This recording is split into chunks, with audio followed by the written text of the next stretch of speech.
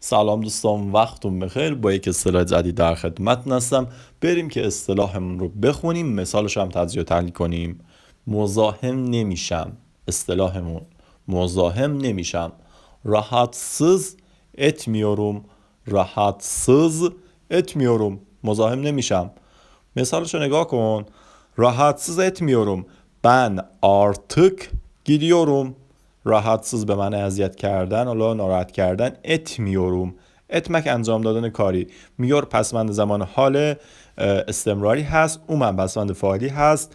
ben نگاه کن به معنی من. artık دیگه. gidiyorum میرم. گیتمک به معنی رفتن هست. ایور پسوند زمان حال، اومن پسوند فاعلی برای شخص ben هست. خب میگه rahatsız etmiyorum.